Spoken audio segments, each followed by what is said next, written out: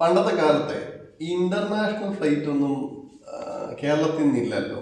അപ്പൊ നിങ്ങളൊക്കെ ഈ സൗദിക്ക് പോകുന്ന സമയത്ത് എങ്ങനെയായിരുന്നു ആദ്യത്തെ ഒരു വിമാനയാത്ര എന്ന് പറയുന്നത്? ആദ്യത്തെ വിമാനയാത്ര എന്ന് പറയുന്നത് എൻ്റെ വിമാനയാത്ര ആദ്യത്തേത് കൊച്ചി.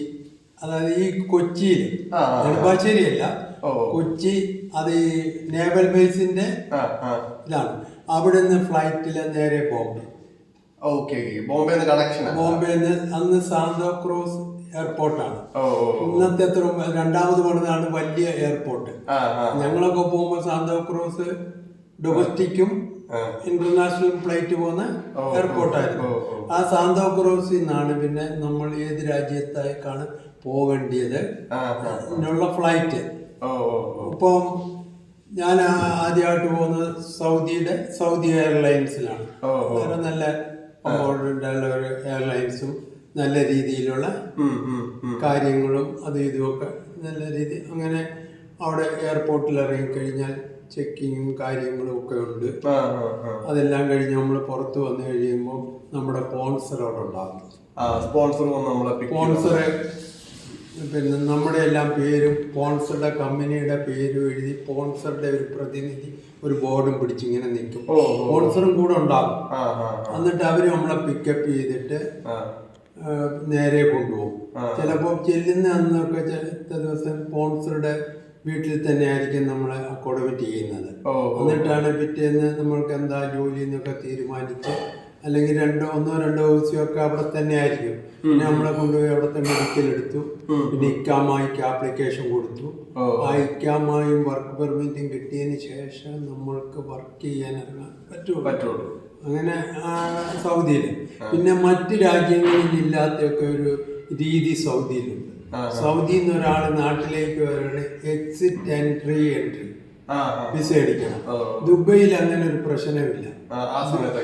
ആ സമയത്തും ഈ സമയത്തും നീ ദുബൈ ചെയ്യുകയാണെങ്കിൽ പാസ്പോർട്ട് കൊണ്ട് ഇവിടെ വന്നിട്ട് ഒരു 3 മാസം അല്ലെങ്കിൽ 6 മാസത്തെ കാലാവധിക്കുള്ളിൽ തിരിച്ച് ആ രാജ്യത്ത് ഇറങ്ങിയാൽ മതി.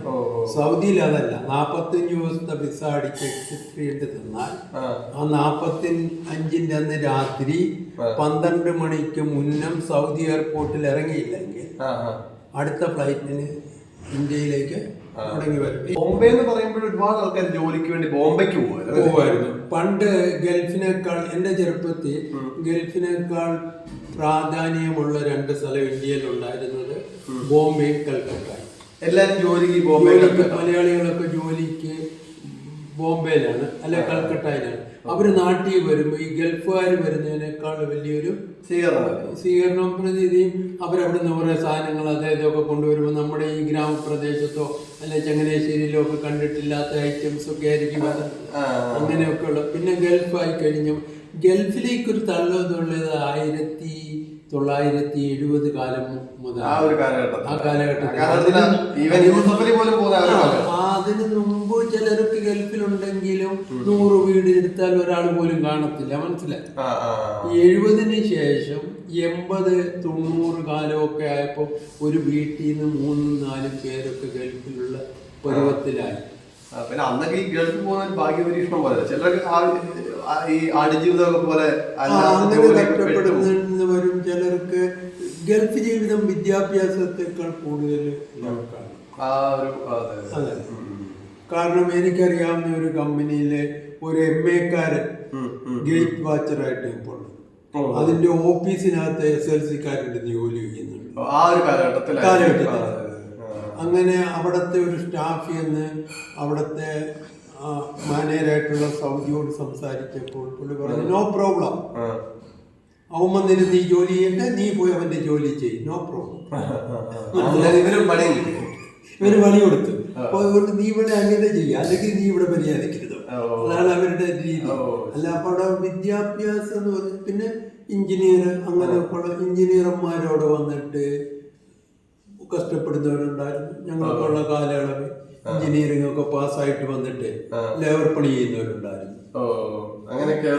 ഡോക്ടേഴ്സ്, ഇന്ത്യയിൽ നല്ല പൈസ ഉണ്ടാക്കാൻ പറ്റുന്ന ഡോക്ടേഴ്സ് വന്നിട്ട് 10,000-3,000 റിയാലിന് പ്രൈവറ്റ് ഹോസ്പിറ്റലിൽ ജോലി ചെയ്യുന്നു. ആ സമയത്ത് ഒരു ഡോക്ടർ ഞങ്ങളെ പോലുള്ള സാധാരണക്കാർ 2500-3000 രൂപ വാങ്ങി ജോലി ചെയ്യുമ്പോൾ 7 മണിക്കൂർ ജോലി ചെയ്തിട്ട് വീട്ടിൽ പോകുന്നവരുണ്ട്. അപ്പൊ അതൊക്കെ ഓരോ ഭാഗ്യ പരീക്ഷണന്മാരെയാണ്, ഓരോരുത്തരുടെ ലക്ക് പോലും. എന്നെ സംബന്ധിച്ചെന്ന് പറഞ്ഞാൽ എന്റെ വിസയും ക്ലറിക്കലായിരുന്നു. അതുകൊണ്ട് എനിക്ക് അങ്ങനെയുള്ള ഒരു ബുദ്ധിമുട്ടുകളും കാര്യങ്ങളൊന്നും സംഭവിച്ചില്ല. പിന്നെ ഈ ടിക്കറ്റ് ഒക്കെ കമ്പനി അങ്ങനെ അതെ, 1 ഇയർ ടിക്കറ്റ് ആണ്. അത് ഓരോ കമ്പനിയുടെ സ്റ്റാറ്റസ് പോലെ ഇരിക്കും. ഇപ്പം ഞാൻ ചെയ്യുന്ന കമ്പനിയുടെ ഒരു സ്റ്റാറ്റസ് ആണെന്ന് വെച്ചാൽ വെക്കുക കുറെ ജോലിക്കാരുണ്ട്, ഞാനില്ല ജോലിക്കാരുള്ള ഒരു കമ്പനി. അപ്പൊ ഞാൻ ഇന്ന് ലീവിന് പോയിട്ട് തിരിച്ചു വന്നു. നാളെ നേരം വെളുക്കുമ്പോൾ അടുത്ത ലീവ് ബോർഡിൽ കാണും. അല്ല നമ്മൾ ലീവ് പറഞ്ഞ് നിൽക്കേണ്ട.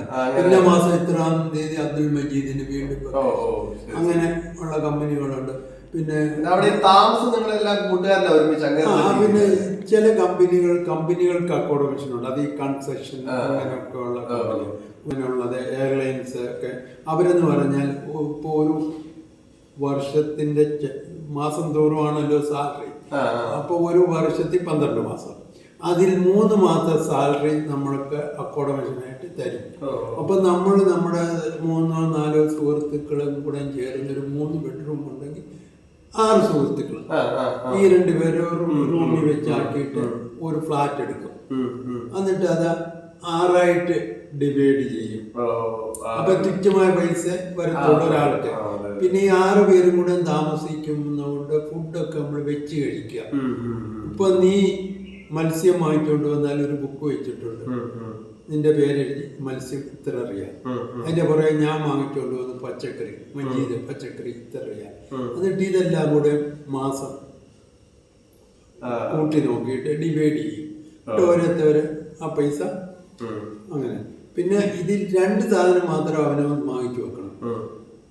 പിന്നെ പേസ്റ്റും സോപ്പും അതെല്ലാവരും ഉപയോഗിക്കുന്ന, മറ്റൊരാൾ ഉപയോഗിക്കാത്തതുകൊണ്ട് അത്. പിന്നെ പൗഡർ വേണ്ടിയോ പൗഡർ വാങ്ങിക്കുക, മറ്റ് വേണ്ടിയോ വാങ്ങിച്ചു വെക്കാം. അങ്ങനെയൊക്കെ ലൈഫാണ്. ഇപ്പോൾ ഒരു റൂമിലേക്ക് 2 ഫ്രണ്ട്സ് കയറി വന്നാൽ ബിരിയാണി വെച്ചെങ്കിൽ അത് അവർക്കും ഷെയർ ചെയ്യും. ഡപ്പിയൊക്കെ ആണെങ്കിൽ എടുത്ത് മാറ്റിക്കളയും. 15 സൗദി റിയാലാണ് അന്ന് 1 കിലോ കപ്പയ്ക്ക് അവിടെ. മനസ്സിലായി? 12 സൗദി റിയാൽ കൊടുത്താൽ ഒരു 2.5 കിലോ 3 കിലോ ചിക്കൻ കിട്ടും. അതിന്റെ കൂടെ റൈസും വാങ്ങിച്ച് അത് ബിരിയാണി ആകും. മൊത്തം 15 റിയാൽ. ഞങ്ങൾ 6 പേര് തിന്നാലും പിന്നെ 6 പേർക്ക് തിന്നാക്കാം. ഇത് നമ്മള് 15 റിയാൽ 1 കിലോ കപ്പ വാങ്ങിച്ചിട്ട് ഈ 6 പേര് തൊട്ട് വെക്കാനല്ലേ കാണുള്ളൂ. അപ്പൊ അത് അങ്ങനെ വല്ലവരും വരുന്നത് കണ്ടാൽ എടുക്കത്തില്ല. അല്ലാതെ വേറെന്ത് ആഹാരം ഉണ്ടെങ്കിലും ശരി കൊടുക്കും. നമ്മൾ വിശന്ന് വരുന്നവനിക്ക് ആഹാരം കൊടുക്കും.